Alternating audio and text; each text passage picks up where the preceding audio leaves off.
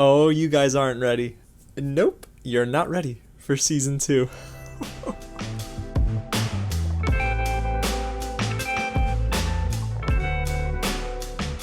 What's going on, you guys? James here with another real review, and yes, today we're finally talking about season 2 of The Umbrella Academy. I have been waiting to talk to you guys about this season. Oh my gosh, there's a ton to dive into, but I won't be spoiling anything, so this is a spoiler-free review, but I am putting out a spoiler-filled review as the week goes on, plus a list of the 5 most shocking moments in season 2, so you're not going to want to miss out on that, and so much more. So go ahead and subscribe to the channel by hitting the big red button below, and tap on that bell just to stay up to date with anything new. Guys, again, if it's your first time here at the channel, welcome to Real James. I mean, I just talk about movies and TV, so if you like that, go ahead and smash the like button down below and comment and let me know if you're excited for season 2, and if you're seeing this and you've already watched season 2, what did you think of The Umbrella Academy? There's so much to dive into with season 2 of The Umbrella Academy, but before we get started, I want to shout out a real friend.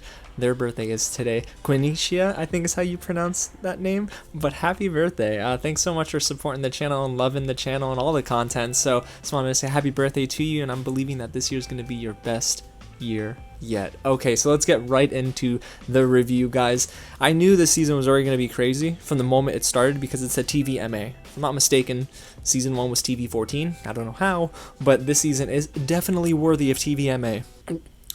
Trust me. So we pick off right where season 1 leaves off with our crazy group of heroes teleported back in time, only hopefully far enough to stop Doomsday from getting to 2019. But 5 being the awful mathematician, or he's actually pretty great, he's just bad at timing everything when he goes between eras. He sent everybody back to the 1960s, and they're all spread out across Texas. So we are living in a different time, and we're being introduced to a different setting, and I love this about season 2 so much.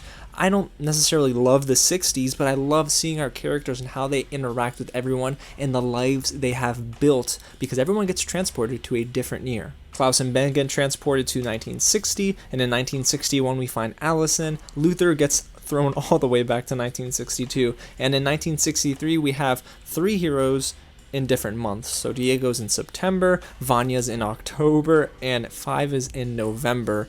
So guys, there's been a lot that's happened during this period of time, and I love that the show dives into the relationship. So let's start there with the list of things that I absolutely loved about season 2 of The Umbrella Academy, and that's the focus on relationships. Guys, I get it, Doomsday is here, this plot, we've seen it in season 1, but I am such a fan of how, even though they included a recycled storyline, everything surrounding that was really fresh. Now, arguably my favorite relationship that season 2 focuses on is Allison and Raymond Chestnut. In case you forgot, Allison's played by Emmy Raver-Lampman, and Raymond Chestnut is a new character in the show played by Yusuf Gatewood, and both of them have this insane amount of on-screen chemistry. I mean, not only are they the most grounded relationship, but they're also the most human. I feel like the emotion there I could relate to in a sense, but then there are elements of the relationship that take place in a time that, of course, is full of racism. And I mean, it's not like we've escaped that in 2020, but in the 1960s, it was a very hyper racist time in America. I mean, there were signs that said whites only, you know, on these restaurants. So I love that their relationship focused on a more timely piece of history, especially when you consider everything that's been going on in 2020. But yeah, I'm telling you guys, their relationship really is one of the best things in this season. And then we have Klaus and Ben, played by Robert Sheehan and Justin H. Min. And oh my goodness, the humor with them is great, but the humor overall is much better than season 1. Yes, that's positive in and of itself, but I love Klaus and Ben's chemistry. Now, if you remember in my season 1 review for The Umbrella Academy, I wanted more of Klaus and Ben. I wanted their relationship to be explored, and in season 2, thank goodness the writers penned, exclusive episodes for these two, and these moments were never wasted. I felt like Klaus and Ben were just really explored in a much deeper way, and Robert Sheehan being a cult leader was very interesting, and I actually really like that they dove into how he reacts with his followers and how Ben is sitting on the sidelines like, boy, you are dumb. However, there are some really dark parts of both of these characters that are also explored, and I mean, I really do think there are some moments, especially later on in the season, that are going to leave your jaw on the ground with Ben. And then there's the dynamic between Diego and Lila, and it is hilarious. I mean, I'm not going to say much about it, but we find them in a psych ward together. David Castañeda is excellent as Diego. I mean, it's to be expected at this point, but I love the newcomer here on this scene. Ritu Arya is great as Lila. She's someone who basically became friends with Diego, and they both have this affinity for each other. I'm not going to say whether it's romantic or if it's just friendly, but what I will say is that the best action sequences honestly include them. The hand-to-hand combat is great, and they're just both so funny because Diego does not want to be bothered by Lila, but Lila is always saving Diego's behind in some major scenes, so I think their dynamic was probably the most playful of this entire season. And then we get to Vanya and Sissy. Now, this is a very interesting subplot for me because I didn't know how they would handle Vanya as a character. I mean, Ellen Page was awesome in this season, and I love the fact that they introduced some new actors. One in particular is Maren Ireland. She is a great actress. I mean, the way she performed on screen was awesome. Her chemistry with Ellen Page was great, and I love that they both have to look after Harlan, which is Sissy's son. He's a very mysterious character. He is dealing with autism, but there is something deeper to him as a character, and I love that Vanya can just explore that with Harlan. I'm not gonna lie to you guys, I thought that the writers might have had a hard time writing in Vanya after everything that happened in season 1, but for the most part, I think that this was one of the more unique storylines, and it worked. And then there's freaking five, he's just 5. Aidan Gallagher really just turns it up to 11 here. I mean, if you loved him in season 1, you're gonna absolutely be head over heels for his performance in season 2. I know I said he stole scenes in the first season, but here in the follow-up, I feel like he still commanded the screen, but Robert Sheehan, Emmy Raver-Lampman, they were the ones to kind of take control and steal scenes. I still think Aidan Gallagher did a great job, and there are moments with him in the commission that just blew my mind, but yeah, it's going to be one of those seasons where you're going to have a hard time picking a favorite, but there are a lot of excellent performances. But my goodness gracious, did they just build the stage for some of the most surprising bits of television in a series that I've seen. I mean, I've fallen in love with these characters, and I think that's another positive about this season is that there are just more surprises, guys. There are more scenes that are going to leave you wanting to rewind and think, wait, what the heck just happened? There are 5 million things going on at once, but what's really great is that this season always allows things to kind of digest. Like, I know there was a pacing issue in the first season, but in this season, I do believe that, you know, the writers have kind of worked out the kinks a little bit,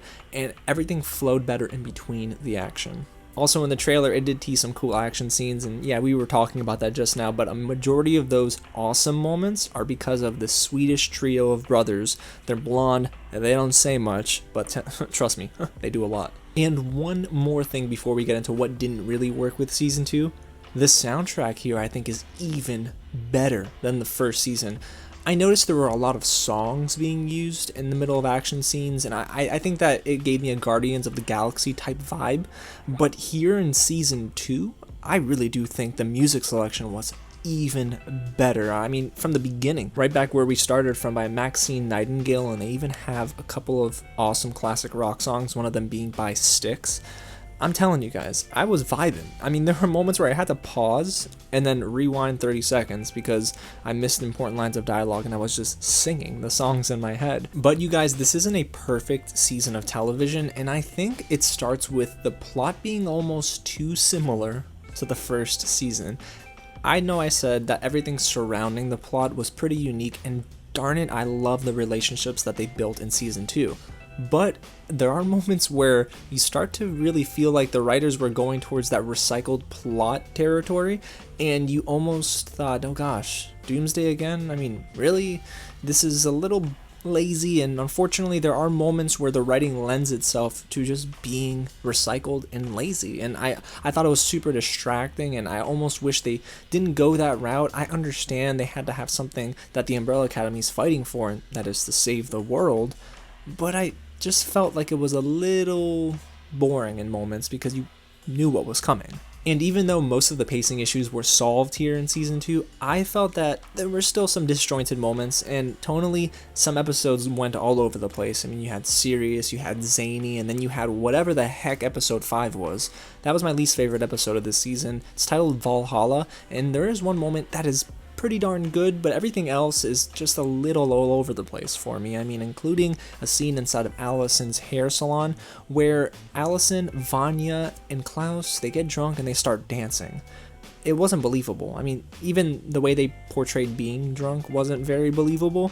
And then I had flashbacks to season 1 where Luther and Allison were dancing together to that song, Dancing Under the Moonlight, I think it's called. It was so cringy in season 1, and the dancing in season 2 is a little cringy as well, and I just didn't like it. I mean, I even immediately sighed, thinking this is not what I expected, especially with the way the episode was framing. You know, it felt like it was building up to something, and just gave us that. So tonally, I would say that this is way more consistent than season 1, but there are those disjointed moments like I just talked about that are just way more apparent in season 2, and maybe that's a testament to how much they've solved the issues of season 1, but whenever there are moments that just don't fit, you notice it a lot more than in season 1. So you're probably wondering, why didn't I mention Luther? Well, that's because his storyline was probably the worst of the entire season. I mean, across 10 episodes, it was so forgettable and not very entertaining. I get it, not everything has to be explosions and action. I definitely understand that, but Luther to me was